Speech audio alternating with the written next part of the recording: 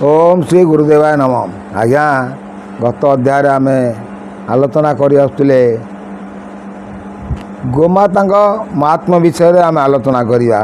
गोरुर जन्म कथा से कौन कहते राजार अभिनय रे बोलती महादती कहवा गोरु जन्म बताओ नृपति ए मुनिर आज्ञा पाइब थिला नरनाथ कहते मारकंड चूण ए चूरथम अनेक काल अंते जुग समापते दैव प्रलय ओइला वैव मनुषते। से सुरथ राजा को कहते से सुरथ राजा बहुत बड़ अध्याय गो माता केमिति जन्म हेले कहीं जन्म हेले किए से गोमाता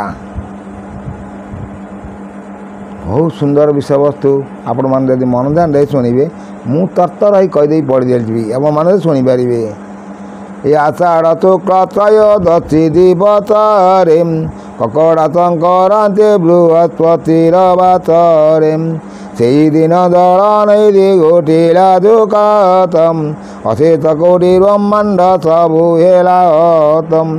देखो से कौन कहते ना आषाढ़ मास शुक्ल पक्ष त्रयोदशी दिवस ककड़ा संक्रांति कर्कट संक्रांति बृहस्पति बासरे तेणु मालिकाकार मान सब खोना आज्ञा दो गुरुवार एम सब नष्ट हो तेणु से दिवस से होता माने अशेष कोटि ब्रह्मांड सब गला हत 14 ब्रह्मांड में पूरीला जल भोजिला सृष्टि सदना संसार सब सारा संसार किसी नाला पढ़ी दूँ गीत आगे आप शुणी ने बहुत सुंदर विषय वस्तु। आषाढ़ शुक्ल त्रयोदशी दिवसरे ककड़ा संक्रांति बृहस्पति बातरे से दिन दल निधि घोटिला दुखते अशेष कोटि ब्रह्मांड सब गला हतम ए 14 ब्रह्मांड रे पूरीला दल निधि भजिला चुटी चर्दना संसार विधि सुर नर दैत्य नागलोक आदि करी प्रलय दले तभिए ओइले तुम्हारी ब्रह्मादि ओई करी समते गले नाथम दैवी प्रलय जे घोटिला दश दितम ए चतुर्दश अंतरे जे निराकार भूमि से पूरे विजय कले निराकार तुमी से परम ब्रह्म स्वामी अभय अच्युतम अंतर्जामी पुरुषते सबु काले चितम समते नाथ गले ते नुहि क्षयम तांक तहुति ना सर्व होइते उदयम से ब्रह्म परम ब्रह्म पुरुष से निराकारम निर्मल शुद्ध अंग शरीर ताहंकरम। मु आज्ञा आपण सब पुर विषय कही आसी से पुर भी मार्कंड ऋषि कहते क्या कहते सुरथ राजा को कहते यही तिथि पृथ्वी प्रलय हो गला से प्रलय पर किछि नथिला निराकार भूमिटी रही मुझे मन कही जो आकाश अच्छी आकाश उपर आ गए शून्यपुर अच्छी महाब्रह्मपुर सी महाब्रह्म उपर मुझे बहुत आलोचना कर से विषय कहते आज्ञा समस्ते नष्ट जीवे किंतु से अच्युत केवे से नष्ट हम ना तांक तहुति ना सर्व होइते उदयम से परम ब्रह्म पुरुष से निराकारम निर्मल शुद्ध अंग शरीर ताहंकरम। तांक ठारू समस्त सृष्टि सर्जना होइछि से निराकार अव्यय अव्यक्त निर्विकल्प निर्विकार तांकर ध्वंस नाही।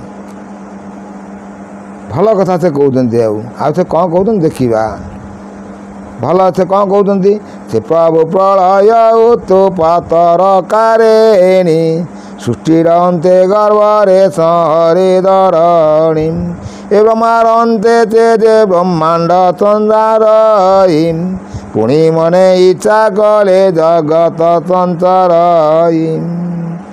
हेमंते बहुविधि तांकर रतनाम जुग मनुतांकर न जाई गणनाम ए छुटीर प्रलय देव मणंते निमेते ब्रह्मार प्रलय जे विचारती दिवसे ए प्रकारे दिवस बंधंती दीन बंधु भगत नितारण बोलंती कृपा सिंधुम से प्रभु प्रलय जाऊँ देखते निकटे कौतुके विजय करती बट फुटे सी सर्वजाता पुरुष ଯେତେବେଳେ ପୃଥିବୀର ପ୍ରଳୟ ଆସେ ସେ ବଟବୃକ୍ଷ ଉପରେ ବସିକି ଶୟନ କରି ଶୁଅନ୍ତି। କେତେ ବେଦୁଆ, ତେଣୁ ତାକୁ କୁହନ୍ତି ମୁଁ ହେଉଛି ପରମ ବେଦୁଆ, ପରମ ପୁରୁଷ। ସେ ପରମ ପଦ ସେ କାହାକୁ ଦେବ ନାହିଁ ଆଜ୍ଞା।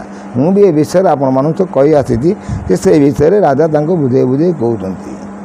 ଆଉ ସେ କ'ଣ କହୁଛନ୍ତି ଆଗରୁ ସେ କ'ଣ କେମିତି କରୁଛନ୍ତି ସେ ଗୋମାତାଙ୍କର ଜନ୍ମ ବିଷୟ କାଣ୍ଡେ ଆମେ ଯାଉଛନ୍ତି। ଏ ଲାବଣ୍ୟ ସ୍ୱରୂପ ତାର ଶୂନ୍ୟରେ ଗୋଟେରା ନିରଞ୍ଜନ ପୁରୁଷ ଗୋତା ଜ୍ୟୋତି କଟିରା ଯୋଗ ନିଦାରେ ଯେ ରହିଥାନ୍ତେ ଋଷିକେଶ ଧ୍ୟାନେ ଦେଖିଲା କଥା ଯୋଗ ନିଦାରେ ଯେ ରହିଥାନ୍ତେ ଋଷିକେଶ ଧ୍ୟାନେ ଦେଖିଲା ତା ଯେ ଅନ୍ନପୂର୍ଣ୍ଣାର ରୂପତି ନିଦାରେ ଆଦି ମୂଳ ଯେ କରିଛନ୍ତି ସଦା ପୁଣ୍ୟ ପୁରୁଷର ଅଙ୍ଗେ କଳା କାମ ବାଦାମ ଶ୍ରୀଅଙ୍ଗରୁ ବ୍ରହ୍ମ ବୀର୍ଯ୍ୟ ପଡ଼ିଲା କକତି ଦେଖିକରି ମହାମାୟା ହୋଇଲେ କକୁତି। ଏଇଠି ଆଜ୍ଞା ଦେଖନ୍ତୁ ସେ କହୁଛନ୍ତି ଯେ ମାର୍କଣ୍ଡ ଋଷି କହୁଛନ୍ତି କାହାକୁ କହୁଛନ୍ତି ସୁରଥ ରାଜାକୁ କହୁଛନ୍ତି ସୃଷ୍ଟିର ପ୍ରଳୟ ପରେ କିଛି ନଥିଲା, କେହି ନଥିଲେ, ସବୁ କିଛି ନଥିଲା। ତଉ ସ୍ତ୍ରୀ ଗୋଟିଏ ହୋଇଲା ସମ୍ଭୂତ ଯୋଗନୀ ରୂପରେ ସେ ଅନାଦି ଆଦି ମହାମାୟା ପ୍ରଳୟ ଉତ୍ତପଦି ସେ ବିକାଶିଲା କାୟା। ସେଇଠି ମୁଁ ଆପଣମାନଙ୍କୁ କହିଛି ମହାମାୟା ରୂପରେ ଗୋଟିଏ ସ୍ତ୍ରୀ ରୂପ ଶକ୍ତି ଗୋଟିଏ ସ୍ୱରୂପିଣୀ ଉତ୍ପନ୍ନ ହେଲେ। ସିଏ ସେଇ ଯେଉଁ ଆଦି ପୁରୁଷ ଥିଲେ ସିଏ ତାଙ୍କ ଯେଉଁ ରୂପ ଦେଖିକି ତାଙ୍କର ବ୍ରହ୍ମସ୍ଖଳନ ଆସିଲା। ସୃଷ୍ଟିର ଅୟାରମ୍ଭ ତତ୍ତ୍ୱ ସିଏ କହୁଛନ୍ତି। ପୁଣି ମାର୍କଣ୍ଡ ଋଷି କହୁଛନ୍ତି, ମୁଁ ବି ଆପଣମାନଙ୍କ ଆଗରେ କହୁଛି।